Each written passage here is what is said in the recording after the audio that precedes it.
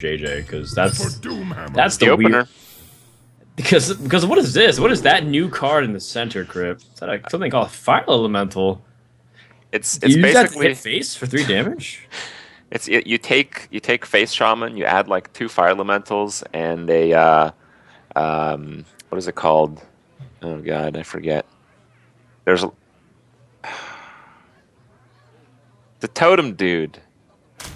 Oh man, I suck at this. Right now. Thunderbluff Valiant. Yeah, Thunderbluff Valiant. You throw in a Thunderbluff Valiant, you put in 2 fire elementals, and you call it Hybrid Shaman. Remember when that came a thing?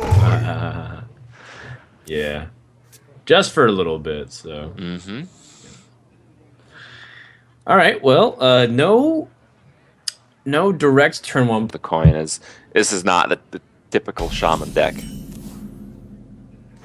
Man, if you hit the totem golem just now, though, it feels like it. It doesn't matter if it is or isn't. If it curves the same way, it's still like really dangerous stuff. Right. So I guess if you feel comfortable, you can just hero power, save the wrath for later. But I think still using it right now, it's fine. Well, we're gonna see if the RNG is improved here with the Tuskar Totemic.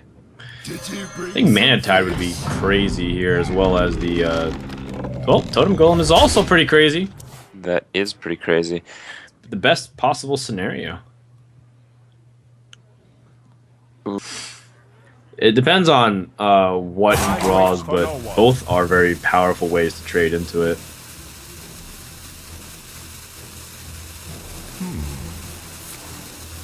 Coin Teacher. Pay attention, class. Okay. So is that going to provoke a Flame Tongue Totem? I think Argus is The Totem Golem should be on the far left, but the only way to avoid that was to play Tuskar Totemic to the right of the totem, which isn't exactly the greatest thing. My shield for Argus. Just kill it off, use a totem. Completely agree. This is just the best play against swipe. It's you could end the turn with more stuff on the board, but if this stuff doesn't die, you're going to be winning by enough. Yeah, makes a lot of sense. Farseer to heal yourself is your only play, but now you can trade, get a pretty big board advantage, and all of a sudden, mid-range Shaman is in a very good position against the Druid. This is what you normally are accustomed to back in the olden days, because Shaman was able to grab some really powerful tempo, and no matter what minion you play, like Ancient of War, if it got hexed, that almost was like the equivalent of Big Game Hunter or Black Knight status. It's just, you're so far behind on the swing. Druid of the Claw is a pretty good card as far as the Druid is concerned, but the Azure Drake's to survive. Mm-hmm. This is exactly what Shaman used to do once upon a time. Go with an Azure Drake over the Fire Guard. It's a little bit more mana efficient. It's more mana efficient, yeah. A little bit less damage potentially, though. Let's just assume that Fire Guard Destroyer rolled a 1. And I guess in JJ's book, he can play Fire Guard Destroyer and Flame Tongue next turn anyways. So, but this is a pretty bad spot, and I think that might be it for RDU's game here. Plays the Azure Drake, picks up the Living Roots, which means he's alive. Yeah, he does seem barely alive. And get him to 1. Yeah, but you know, it's not even really the fact that he's at 1. It's just he can't even fight back onto the board. Dude, mid-range Shaman. Easy Bring it game. back. I thought Justin Timberlake was more likely to bring mid-range Shaman back before we see it in a competitive tournament in Hearthstone. All right. Well, he loses to the board, so this is just RDU's version of conceding. Yeah. Fire Elemental as the victory cigar. That's going to wrap up. It's just going to continue winning against the Priest. It's going to continue winning against the Warriors. Going to continue winning. There's no stopping that that factor. I think he just threw the shaman out there to get a quick win, honestly. Quick win indeed. That lasted till turn 6 or 7 or so. Mm-hmm. So, I mean, that really wasn't a very close game at all. It was super one-sided. Going to game number 2, JJ is outside of the occasional Brand Bronzebeard Alex draws a champion combo. We've also noticed that a lot of the minions. That's pretty funny. I was going to comment on the sap, which he mulliganed away and redrew in the exact same slot. I was going to comment that a lot of the minions played by these dragon decks are Battlecry based, which is why we see Bran in the decks. So sapping just in general has a lot less value than it would otherwise against other decks. It's true. Something to consider in the following turns. So, Alright. pass. The champion's going to do 6 damage, and Brand Bronzebeard takes some pretty proactive stance onto the board. Not really a convenient way to deal with it. No eviscerate. He can, if he wants to be very aggressive, he could Deadly Poison the 3/3 and sap Bran. You're right, to climb. So, Well, if something goes bad, you can always use your Blackwing Corruptor next turn. You could just face here. I wouldn't mind face. 9. Yeah.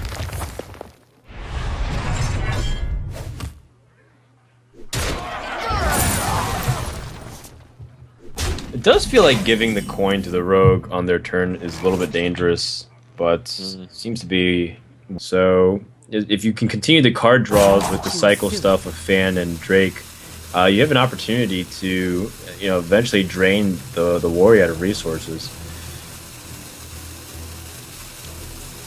JJ chooses instead to use Phantom Knives. He really wants to kill Bran. He's just tired of it. He doesn't want him to draw anything with the Azure Drake or get any benefit off of it, because he thinks maybe if he plays like a Twilight Guardian of some kind, he's just toast.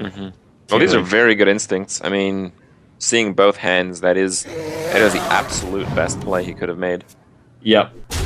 Hard call, but good read. I mean, superJJ went on one of the hottest streaks of recent memory when he was able to win Seed Story Cup, followed by doing well in online tournaments, and then even going really far in the True Silver Champions tournaments as well. We could see a sick Violet Teacher combo here with the Coin Shiv and then prep Sap on the Azure Drake. Yep, and without Whirlwind cards, no Death Spites, no Whirlwind itself in the Dragon Warrior deck, it's going to be very effective. Could Shiv again to not Sap, but it looks like the Sap was... No, I like that a lot. You draw, and you get to keep the Sap, which is more important for the tempo, I think. Although, man, Rogue took a lot of damage in this process. Imagine if it did end up going face, like you were saying. The 7 damage.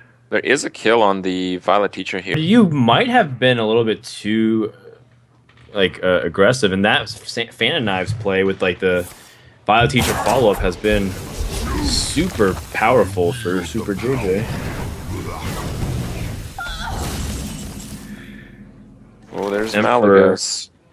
Emperor and a board clear with the 4 tokens. That is such a big deal. Yeah, but, well, the Warrior has another answer here. Now it's time for the Fiery War Axe and the next Blackwing Corruptor.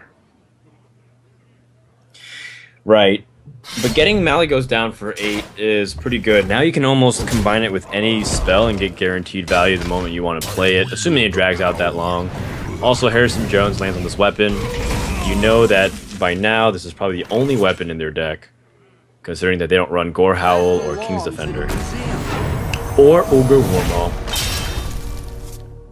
Sap. Wow. And he's gonna Really, sap and essentially set up for Giant Malagos next turn.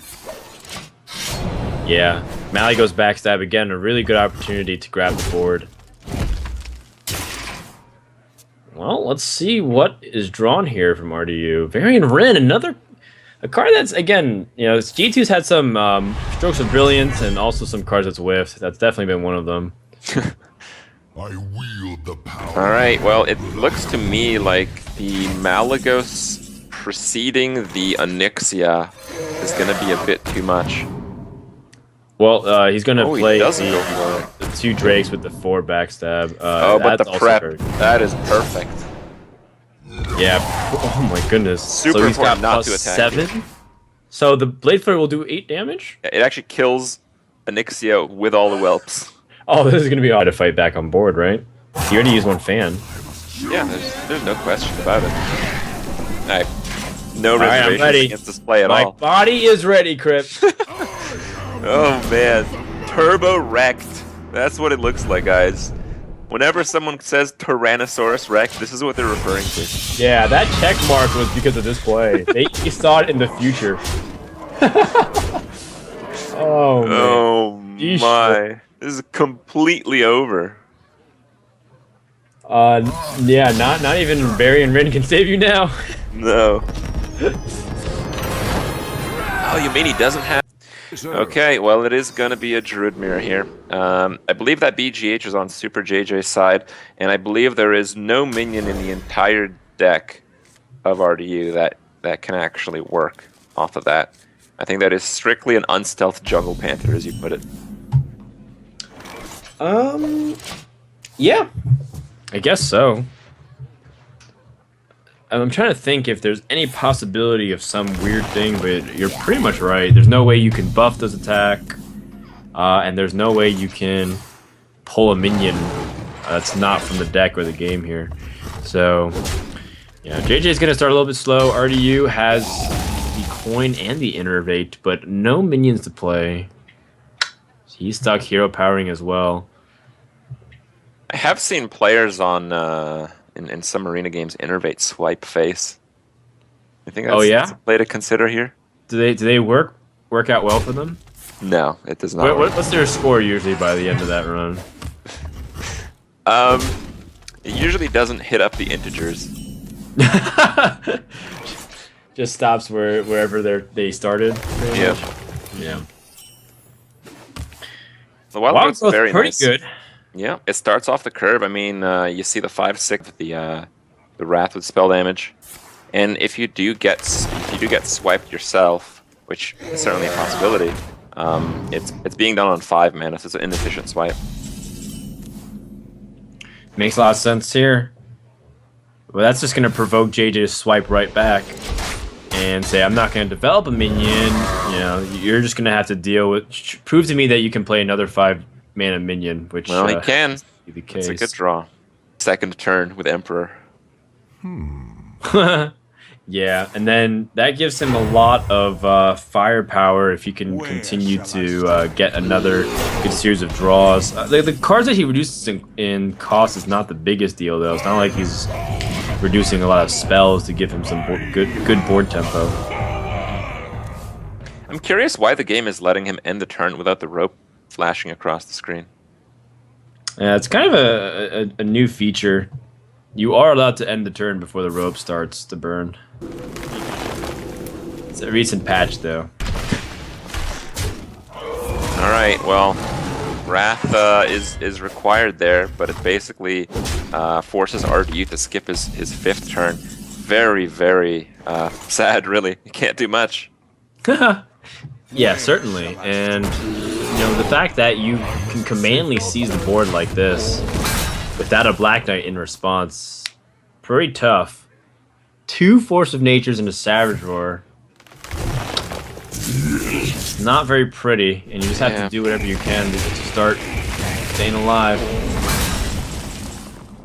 And here we're going to see the Ancient Allure pull a few more cards out of the deck with the Raptor. One of those cards is Force of Nature. We're going to see a pretty devastating combo next turn. Didn't get it, but he still has one more opportunity next turn.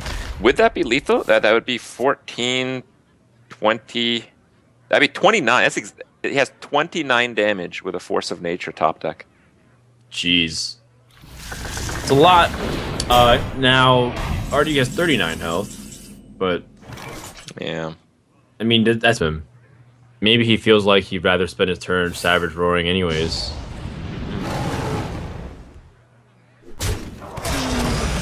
Wrath. Oh, Young Priestess. I wonder if that's going to have a significant impact here. I wonder what significant impact the chat was under by drawing second. I have seen that viewers are often triggered by this.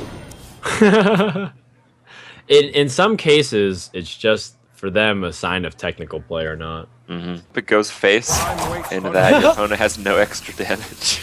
That's one way. The best thing that could happen is if he plays Ragnaros, it kills the Raptor, and out comes a Dust Devil for lethal. Oh, let's go! Yep, Ragnaros hitting the board. Ragnaros has to hit either 5/5 for the face. Well, No, there's no I guess lethal that draws combination some here. firepower away. 5, 10, 13. Yeah, it's not quite there. A Savage Roar would do it, and 2 chances Yes. to draw one. If he gets an Innervate, he can try again with a Wild Growth redraw. So there's some chances here. Oh my. Ooh, He's the very avoiding the safe play. possibility of Force of Nature Savage Roar killing him.